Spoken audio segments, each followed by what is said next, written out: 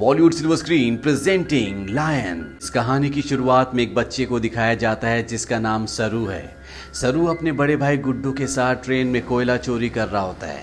दरअसल ये लोग बहुत गरीब हैं, इन्हें अपनी गुजर बसर के लिए चोरी करनी पड़ती है। ये दोनों ट्रेन से बहुत सारा कोयला चोरी करते हैं और उस कोयले को एक दुकान में बेचने के लिए जाते हैं। उसी दुकान में जलेबियां भी बन रही होती है। सरू अपने बड़े भाई से कहता है कि मुझे जलेबी खानी है। उसका बड़ा भाई कहता है कि एक दिन मैं तुम्हें जलेबी ज़रूर खिलाऊंगा। उसके पास इतने पैसे नहीं है कि वो अपने छोटे भाई को जलेबियां खिला सके। सरू कहता है कि एक दिन हम दुकान की सारी जलेबियां खरीद लेंगे। अब कोयले के बदले में थोड़ा सा दूध दिया जाता है और ये दोनों भाई खेलते हुए अपने घर वापस पहुंच जाते हैं, जहां पर सरू और गुड्डू की एक छोटी बहन भी है। ये तीनों अपनी माँ के साथ रहते हैं। सरू की माँ अपने दोनों बच्चों से पूछती कि वो दूध कहाँ से लेकर आए, लेकिन वो इस बात का कोई भी जवाब नहीं देते। उसी रात को सरू का भाई गुड्डू काम पर जा रहा होता है। सरू कहता है कि मैं भी तुम्हारे साथ काम पर चलूंगा। उसका भाई कहता है कि तुम मेरे साथ नहीं चल सकते क्योंकि काम पर बोरियां उठानी पड़ती है और इस काम के लिए तुम बहुत छोटे हो। सरू अपने सिर के ऊपर चेयर उठाकर दिखाता है, साथ ही साथ वो साइकिल भी उठाने की कोशिश करता है। सरू कहता है कि मैं कोई भी काम कर सकता हूँ। सरू की जिद करने पर उसके भाई को उसे अपने साथ ले जाना पड़ता है।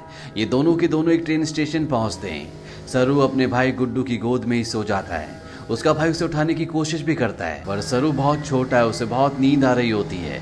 वो कहता है कि मुझे सोने दो।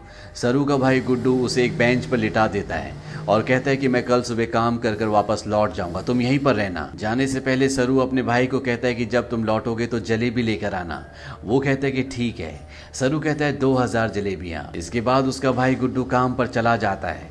कुछ ही देर बाद जब रात और भी गहरी हो जाती है, स्टेशन पूरी तरह से खाली हो जाता है। इस पूरे स्टेशन पर सिर्फ एक ही बच्चा होता है और वो होता है सरू। सरू वहीं प्लेटफॉर्म पर खड़ी एक ट्रेन में जाकर बैठ जाता है। कुछ ही देर बाद उसे नींद आ जाती है। सुबह जब उसकी नींद खुलती है तो ट्रेन चल रही होती है। सरू ये देखकर घबरा जाता है और ट्रेन में चारों तरफ भागता है। वो अपने भाई को आवाज भी देता है। साथ ही साथ वो ट्रेन के दरवाजे खोलने की भी कोशिश करता है पर दरवाजे पूरी तरह से लॉक्ड होते हैं। इसीलिए ट्रेन के कई बार रुकने के बाद भी वो ट्रेन से बाहर नहीं निकल पाता। ट्रेन की बोगी पूरी तरह से खाली है। सरू भूखा प्यासा इस ट्रेन में फंस चुका है। कुछ दिन का सफर तय करने के बाद ट्रेन कलकत्ता वेस्ट बंगाल पहुंच जाती है, यानी सरू के घर से 1600 किलोमीटर दूर। सरू मध्य प्रदेश के खांडवा डिस्ट्रिक्ट से है। वो स्टेशन पे उतरता है जहाँ पर बहुत ज़्यादा भीड़ होती है। वो टिकट काउंटर पर जाता है और कहता है कि मुझे अपने घर जाना है, पर यहाँ पर सब बंगाली में बात कर रहे होते हैं। सरू को किसी की बात समझ में नहीं आती। वो वहीं स्टेशन पर बैठे अपने जैसे कुछ बच्चों के साथ जाकर बैठ जाता है जिनके पास कोई भी घर नहीं होता। पर कुछ ही देर बाद यहाँ पर कुछ लोग आते हैं जो उन बच्चों को उठाकर अपने साथ ले जा रहे होते हैं। सरू किसी तरह से वहाँ से भाग जाता है और वो एक बार फिर से रात के अंधेरे में इस बड़े शहर में पूरी तरह से अकेला है। उसे बहुत भूख भी लगी होती है। तभी उसे देवी माता की एक मूर्ति दिखती है। वो देवी माँ को नमन करता है और देवी माँ के चरणों में जो प्रसाद होता है वो उस प्रसाद को खाता है। अगली सुबह सरू ट्रेन ट्रैक पर चल रहा होता है क्योंकि वो अपने घर जाना चाहता है। तभी यहाँ पर एक औरत आती है जिसका नाम नूर होता है। वो सरू से पूछते कि तुम्हारा घर कहाँ है। वो कहता है कि गणेश तल्ले। ये मध्य प्रदेश में इतना छोटा गांव होता है जिसके बारे में किसी को कुछ नहीं पता होता। नूर उसे अपने घर ले जाती है, उसे खाना खिलाती है, नहलाती है। वो कहती है कल सुबह एक आदमी आएगा जो तुम्हारी मदद करेगा, वो तुम्हें तुम्हारी मम्मी से मिलवा देगा। अगली सुबह यहाँ पर रामा नाम का एक आदमी आता है। वो सरू की पूरी बॉडी चेक करता है और नूर को धीरे से कहता है कि तुमने बहुत अच्छे से काम किया। उन्हें ऐसी लड़के की तलाश थी। सरू को इन दोनों पर शक हो जाता है, इसीलिए वो मौका देखकर इस घर को छोड़कर भाग जाता है। सरू अपने कई दिन हावड़ा ब्रिज के आसपास गुजारता है। उसे हमेशा अपनी मम्मी की याद आती है कि किस तरह से उसकी मम्मी पत्थर तोड़ा करती थी और वो अपनी मम्मी की मदद किया करता था। सरू अपनी मम्मी से बहुत प्यार करता है पर अब वो यहाँ से 1600 किलोमीटर दूर है जिसके बारे में सरू को कुछ भी नहीं पता। सरू को इसी तरह से यहाँ पर 2 महीने बीत जाते हैं और एक सुबह जब बारिश हो रही होती है तो वो एक कैफ़े के बाहर बैठा होता है। कैफ़े के अंदर एक लड़का कॉफ़ी पी रहा होता है और बाहर से सरू उसकी नकल उतार रहा होता है। वो लड़का बाहर आता है और सरू को कुछ खाने के लिए देता है। इसके बाद वो सरू को अपने साथ पुलिस स्टेशन ले जाता है।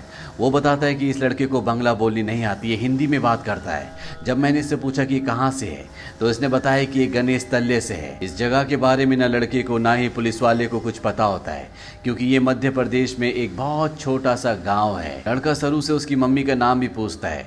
सरू कहता है कि मेरी मम्मी का नाम अम्मी है। दरअसल उसे अपनी मम्मी का नाम नहीं पता होता। पुलिस उसके पेरेंट्स को ढूंढने की बहुत कोशिश करती है, पर सरू के घर का, उसके गांव का, उसके परिवार का कुछ भी पता नहीं चलता। इसीलिए पुलिस उसे एक अनाथ आश्रम में भेज देती है। सरू 3 महीने वहां पर गुजारता है और 3 महीने के बाद सरू से एक लेडी मिलने आती है जिसका नाम मिसेस सूद होता है। वो सरू को बताती है कि पिछले 3 महीनों से हम तुम्हारी अम्मी को, तुम्हारे परिवार को ढूंढने की कोशिश कर रहे हैं, पर कुछ भी पता नहीं चला। हमने न्यूज़पेपर में इश्तेहार भी दिया, जिस न्यूज़पेपर को हर रोज 1.5 करोड़ लोग पढ़ते हैं, पर इसका भी कोई फायदा नहीं हुआ। सरू कहता है कि मेरा घर यहाँ से बहुत दूर है, मैं अपनी अम्मी के पास, गुड्डू के पास जाना चाहता हूँ। मिसेस सूद कहती है कि हमने हर जगह तलाश करने की कोशिश की, अब इंतजार का कोई फायदा नहीं है। एक ऑस्ट्रेलियन कपल है जो तुम्हें अडॉप्ट करना चाहता है, वो बहुत अच्छे लोग हैं, उनके साथ तुम बहुत खुश रहोगे, तुम्हें ऑस्ट्रेलिया जाना होगा। इसके बाद मिसेस सूद सरू को अपने साथ अपने घर ले आती है, जहाँ पर कुछ और बच्चे भी होते हैं। मिसेस सूद सबको इंग्लिश के वर्ड, टेबल मैनर से सब कुछ सिखाती हैं और अब सरू को ऑस्ट्रेलिया भेज दिया जाता है, जहां पर मिस्टर जॉन और उनकी वाइफ सू, जिन्होंने सरू को अडॉप्ट किया होता है, उसे देखकर वो बहुत खुश होते हैं। सरू को ये अपने घर ले आते हैं। छोटे से मिट्टी के घर में रहने वाला सरू जब इस घर को देखता है तो पूरी तरह से हैरान होता है। साथ ही साथ वो बहुत गुमसुम भी होता है, क्योंकि ये देश, यहाँ की हवा, मिट्टी सब सरू के लिए पूरी तरह से नए हैं। सरू की मॉम, जिसका नाम सू है, जिसने सरू को अडॉप्ट किया है, वो सरू से इंग्लिश में कहती है कि मुझे पता है कि तुम्हारा सफ़र इतना आसान नहीं था, तुम मुझे इस वक्त कुछ नहीं बता सकते, पर एक दिन तुम मुझे सब कुछ बताओगे। सरू धीरे धीरे इनकी भाषा, इनका रहन सहन सीखना शुरू कर देता है। बहुत जल्द वो इन सब के साथ कंफर्टेबल हो जाता है। मिस्टर जॉन और उनकी वाइफ सू सरू से अपने बेटे की तरह प्यार करती है। वो उसकी ज़िंदगी में किसी तरह की कोई कमी नहीं होने देते। 1 साल बाद ये एक और बच्चे को अडॉप्ट करते हैं, जो इनके साथ एडजस्ट नहीं हो पाता। वो अपने आप को नुकसान पहुंचाना शुरू कर देता है, पर मिस्टर जॉन और उनकी वाइफ इस बच्चे को कंट्रोल करने की, समझाने की कोशिश करते हैं, क्योंकि वो इसकी मदद करना चाहते हैं। उसी रात को मिसेस सू रो रही होती है। सरू उनके पास जाता है, उनके आंसू पोंछता है और उनके गले से लग जाता है, यानी कि अब उसने पूरी तरह से उन्हें अपनी मॉम मान लिया है। धीरे धीरे वक्त बीतता और 20 साल बीत जाते हैं। सरू अब बड़ा हो चुका है। मिस्टर जॉन और उनकी वाइफ, जो सरू के मॉम डैड है, उनको सरू पर गर्व होता है। वो होटल मैनेजमेंट की पढ़ाई करने के लिए मेलबॉर्न जा रहा होता है। वो अपने उस भाई से भी मिलता है जिसे मिस्टर और मिसेस जॉन ने सरू के बाद अडॉप्ट किया था, लेकिन ये दोनों एक दूसरे को पसंद नहीं करते। सरू अब होटल मैनेजमेंट की इंट्रोडक्टरी क्लास में पहुंच जाता है, जहां पर सब अपने बारे में बताते हैं। सरू कहता है कि वो अपना होटल खोलना चाहता है, साथ ही वो ये भी बताता है कि वो इंडिया में कैलकाटा से है। इसके बाद यहाँ पर जितने भी स्टूडेंट्स होते हैं वो सब के सब हाउस पार्टी रखते हैं, जहाँ पर सरू भी जाता है। यहाँ बहुत सारे इंडियन स्टूडेंट्स भी होते हैं, इसीलिए यहाँ पर खाने में बहुत सारा इंडियन फूड होता है। और सरू जब वहाँ पर जलेबियाँ देखता है तो उसे बचपन का वो लम्हा याद आ जाता है, जब उसने अपने भाई गुड्डू से जलेबी खाने के लिए कहा था और जवाब में उसके भाई गुड्डू ने कहा था कि वो उसे जलेबी जरूर खिलाएगा। सरू ने कहा था कि एक दिन वो सारी जलेबी खरीद लेंगे। सरू को जब ये लम्हा याद आता है तो उसकी आंखों में आंसू आ जाते हैं और वो अपने दोस्तों को बताता है कि वो कैलकाटा से नहीं है, वो किसी और जगह से है। बचपन में वो खो गया था, वो एक ट्रेन में बैठ गया था और जब ट्रेन रुकी तो वो कैलकाटा पहुंच गया था। यहाँ पर एक लड़का उससे पूछता है कि वो ट्रेन में कितने दिन तक था। सरू कहता है 2-3 दिन तक। वो लड़का उसके गांव का नाम पूछता है। सरू कहता है गणेश तले, लेकिन सरू को अब ये भी नहीं पता कि वो अपने गांव का नाम अच्छे से प्रोनाउंस कर पा रहा है कि नहीं, क्योंकि उसे हिंदी बोलनी नहीं आती, वो अब सिर्फ इंग्लिश बोल सकता है। यहाँ पर एक लड़का उससे कहता है कि कैलकाटा के हावड़ा ब्रिज से, जहाँ पर तुम बचपन में पहुंचे थे, अगर वहां से हम टाइम और ट्रेन की स्पीड को कैलकुलेट करें और वापस जाएं तो हम तुम्हारे गांव के आसपास के रेडियस में पहुंच सकते हैं। यहाँ पर एक लड़की उसे गूगल अर्थ के बारे में बताती है। वो कहती है गूगल अर्थ के सहारे तुम दुनिया की किसी भी जगह को ढूंढ सकते हो, पर सरू इस बारे में और ज्यादा बात करने से मना कर देता है। इसके बाद ये पार्टी से निकल जाते हैं। सरू के साथ एक लड़की भी होती है जिसका नाम लूसी होता है। ये दोनों एक दूसरे की तरफ अट्रैक्टेड होते हैं, इसीलिए रात को ये दोनों एक दूसरे के फिजिकली बहुत क्लोज हो जाते हैं। अगली सुबह जब सरू उठता है तो उसे अपने पेरेंट्स की, अपने घर की, अपने गाँव की याद आती है। उसे एहसास होता है कि उसके खो जाने के बाद उसकी मॉम, भाई बहन उसके लिए कितना परेशान हुए होंगे। इसीलिए वो गूगल अर्थ एप्लीकेशन के जरिए साथ ही साथ स्टेशन से अपने घर की जो दूरी होती है उसकी कैलकुलेशन करके हर तरह से अपने गांव गणेश तले को ढूंढने की कोशिश करता है, पर उसकी सारी कोशिश पूरी तरह से बेकार हो जाती है। धीरे धीरे वक्त बीतता और 3 साल बीत जाते हैं। लूसी का और सरू का रिश्ता अब और भी गहरा हो चुका है। ये दोनों एक दूसरे से बहुत प्यार करते हैं, पर सरू आज भी अपने परिवार के लिए परेशान है। उसे कई बार अपने भाई की छवि दिखती है। उसे एहसास होता है कि उसका भाई उसे कह रहा है कि उसे घर चले जाना चाहिए। सरू अपने परिवार की यादों में उन्हें ढूंढने में इतना खोया होता है कि धीरे धीरे वो लूसी से अलग हो जाता है। वो लूसी से कहता है कि तुम मुझसे बेहतर इंसान डिजर्व करती हो। लूसी और सरू अलग हो जाते हैं। कई महीनों के बाद लूसी को सरू जब एक दिन एस्केलेटर पर देखता है तो वो उससे बात करता है। वो लूसी से कहता है कि वो उसे बहुत मिस करता है। इसके बाद एक बार फिर से दोनों एक दूसरे के बहुत क्लोज आ जाते हैं। लूसी सरू से कहती है कि तुम्हें अपनी मॉम के पास जाना चाहिए, उन्हें तुम्हारी जरूरत है। सरू अपनी मॉम के पास जाता है जिनकी तबीयत खराब होती है। सरू को आज तक ये लगता था कि उसकी मॉम ने उसे इसलिए अडॉप्ट किया क्योंकि वो कभी माँ नहीं बन सकती, पर सू सरू को बताती है कि मैं माँ बन सकती थी, पर मैंने और तुम्हारे डैड जॉन ने डिसाइड किया था कि हम 2 बच्चों को अडॉप्ट करेंगे, क्योंकि इस दुनिया में बहुत सारे ऐसे बच्चे हैं जिन्हें माँ बाप की, परिवार की जरूरत है। वो सरू को अपने बचपन का एक एक्सपीरियंस भी बताती है। वो कहती है कि मेरे डैड बहुत ज़्यादा अल्कोहल पीते थे, वो एक अच्छे इंसान नहीं थे। मैं हमेशा डरी डरी रहती थी और एक दिन जब मैं अपने घर के पीछे गई तो मैं चाहती थी कि धरती मुझे निगल ले। तभी मुझे खेत की दूसरी तरफ एक बच्चा दिखा जिसकी ब्राउन स्किन थी और अगले पल वो बच्चा मेरी साइड में खड़ा था। उस पल मुझे एहसास हो गया कि अब मेरी ज़िंदगी में सब कुछ ठीक होगा। फिर तुम और तुम्हारा भाई मेरी ज़िंदगी में आए, लेकिन अब तुम मुझसे बात नहीं करते, मुझे तुम्हारी ज़रूरत है। सरू को यहाँ पे एहसास होता है कि उसे अपनी मॉम का साथ देना चाहिए और साथ ही वो अपनी बायोलॉजिकल मदर को भी ढूंढना चाहता, अपने भाई को ढूंढना चाहता है।